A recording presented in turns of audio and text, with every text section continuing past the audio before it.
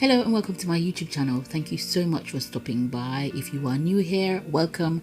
If you are not new, welcome back. Thank you so much for your support and all the love I've been receiving on this channel, particularly on a video called Watch This If You've Never Had Long Hair. My channel is really just a reflection of how long I've been into hair care. I've been taking pictures of my hair since really about 2009, and I've got so much pictures to share. On that video I realized that I didn't share half the pictures that I could, and really I just wanted to make this video as a thank you to all the subscribers, those who've identified with myself who's never had long hair and is on a journey to grow their type 4 natural hair. So really this is just a part 2 to that video, just to show you some more pictures of my journey and just to talk you through the whys, what was going on with me, etc. So I hope you enjoy this one. Okay, so here's some more pictures of my big chop. My big chop hair shows texlacs also on my hair. So as you can see, my hair was cut very short, only to a few inches. And as I said, you're probably going to be asking why. Why did you start on this this hair care journey? The truth is that I'd started university around about that time, and I needed a hobby. I really needed an outlet. And I was very good at doing other people's hair, doing natural hairstyles, and my hair was just, you know, just there. I was cornering it and was doing things to it, but I wasn't really paying attention to the health. And then I came across Long Hair Care Forum. I came across Footsie and Footkey, and a community of women, Black Hair Care Media, a community of women who were so interested in hair, sharing recipes, just talking about natural hair care. And just it was just so random. I was at university on the computer and I just found myself into this community. And as I said, I started with quite damaged hair really at this point in university, and they would suggest things like texlaxin, which is just a way of perming your hair or relaxing your hair but leaving it in for less time so it still looked a bit natural. And I thought, I'm going to try this. I tried it and my hair really responded very badly. And so in 2009 when I tried it, I realized, okay, this is not for me. And then I had a big chop. And the picture on the right is really how short I cut my hair. I would say I had to trim it several times after that because I still had so much relaxed ends.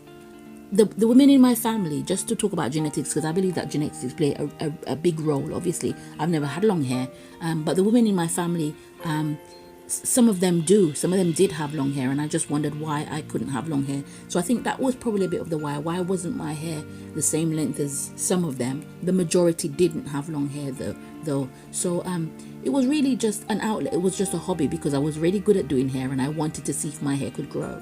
After discovering those boards though, and you know, starting to gain even 1 or 2 inches, I wanted to hang on to every hair that I had on my head.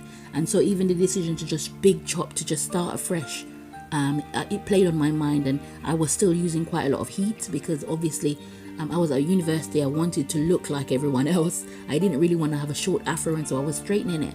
And so around the point of my big chop, I was still doing damage. I was learning, and you know, we didn't have YouTube as we do. This is 2009. We didn't have YouTube telling you not to do this and this, because I've tried it and I've done XYZ to my hair. So I was trying really everything, and so I did a really short big chop, but I was still even around the point of my big chopping. As you can see there, my hair is very short, but to me, even at this stage, my hair was long. It was full, it was healthy, and it was much better than say 2006, 2007, 2008. I was really on my way by 2009 by the big chop. And I was, as I said to you, I was just so interested in this as a hobby that it was just like, because I'm studying so hard for it was my BA at the time, I was learning how to study things, and so I applied the same techniques to study natural hair care, and I was just absorbing the information but not quite putting it to use.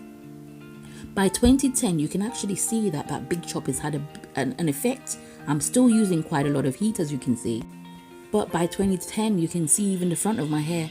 You can see the health, you can see the length, and you can see that I'm making progress.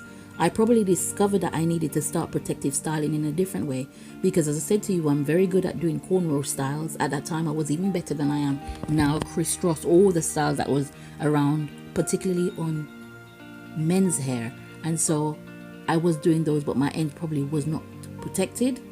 And so my hair started to pick up some length in 2010 and health, and I started to get comments even at this stage on the fullness of my hair. What was I doing? But because I didn't have even enough information at this point, I wanted to start a foot care at this point. I wanted to join into the debates on long hair care forum and all of the, but I didn't think I had enough knowledge. But those who was outside these communities was making comments that my hair was really, really growing, and it was encouraging me to do more research and just to start implementing the practices more. Maybe I need to really start protective styling. And I was reading a lot on these forums about bunning your hair and the nighttime method where you spray it and then you cover it with the baggy method. And so I started to do this, and because I was studying, because I was busy, I had to find a protective style that would go with that lifestyle as well.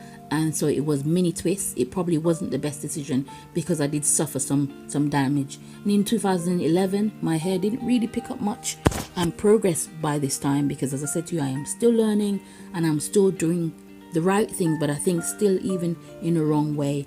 But my hair is looking good to me. As I said, even at this length, my hair was much longer than it was in 2006, 2007, and so I was very, very happy. And as you can see there in 2012, my hair is growing. It's growing very slowly, but it's growing. It's looking so much different to anything that I've had before. And I'm, still learning, still looking on these forums without YouTube.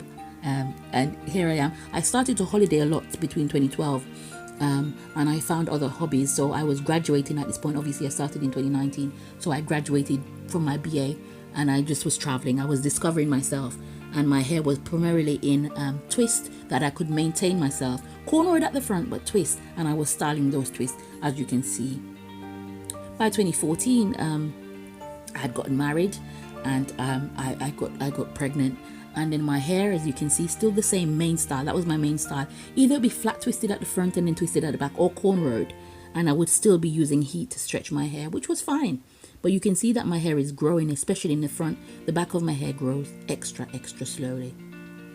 2014, again, these pictures are from, this is me pregnant with my daughter. And as you can see, it's just picking up so much length. Pregnancy was the biggest factor, I think, and changes in length that I saw in my hair. I think lots of women can identify with that. Pregnancy was really, really, really good for my hair. And although I lost a lot around the edges of my hair through postpartum, the length of my hair still remained the same. So thank you to my two daughters, really, for a lot of the hair that I have today. They are a blessing, and my hair was a blessing as a result of them. And so I'm still learning the practices. As you can see, my main style is still just primarily with my own hair. I'm not really adding too much extension. I'm not pulling up my edges. My edges was okay, although I had postpartum damage. And, I'm a busy mom. I'm at this point one child, a busy mom. 2016 came along and still continuing my main style there. As you can see, this style has been continuing with me for years. It's so easy to do. It's so easy to wash. It's so easy to maintain. And so I've just been in this style all of 2016, really.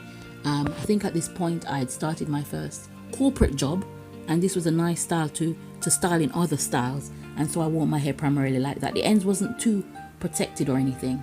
But then in about 2017, I discovered crochet braids. I think at this point the YouTube community had started. I could learn other practices, and crochet braids, I think around this time, was quite a big deal. I learned that crochet braids would be a game changer for myself, and I bought hair I'm a very frugal person, so I bought crochet hair that I could reuse all the time. And I would just corner my own hair. The ends would be fully protected. And I'm going to tell you now that crochet braids changed everything for me. The length that I have today was because of those kinds of protective style. I was again traveling, and I shortly after I got pregnant, 2018, with my daughter, I didn't have time to be in my hair. So crochet braids, protective styling, leaving my hair alone is the reason why it's there today. Genetics does play a role. I actually do believe I'm near enough terminal length. But I'm so happy look at my hair, it's transformed, obviously, from the first picture that you've seen. So even if I'm close enough to terminal length, and it might not be waist length, maybe this is it for me. I'm so happy with everything that I've learned about hair care, and I'm so happy to share that, and I'm so happy that I took these pictures. Some of them I was just thinking I'm not getting anywhere, there's no progress. So I'm going to say also, document your hair journey, and you will see over the years that you've come very far.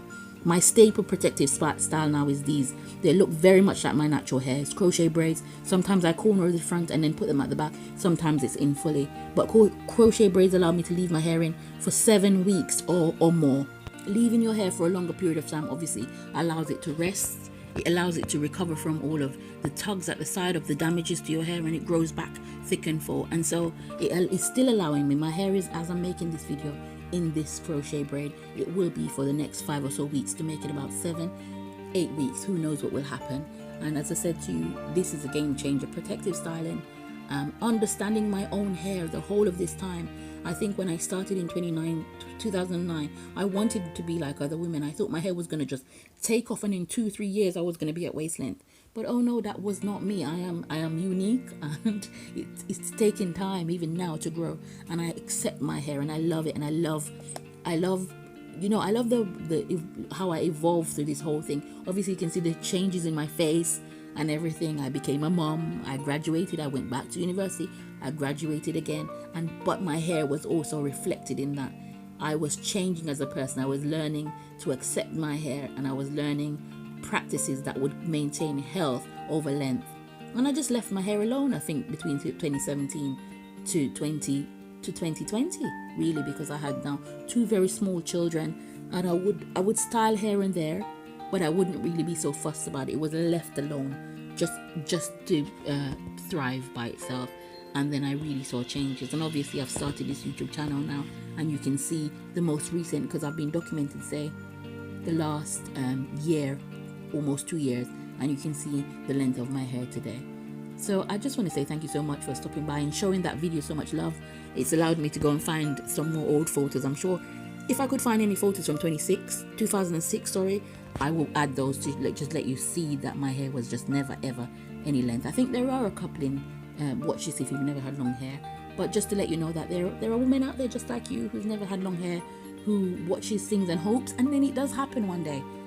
Thank you so much for stopping by my channel. Hope you're having a blessed day.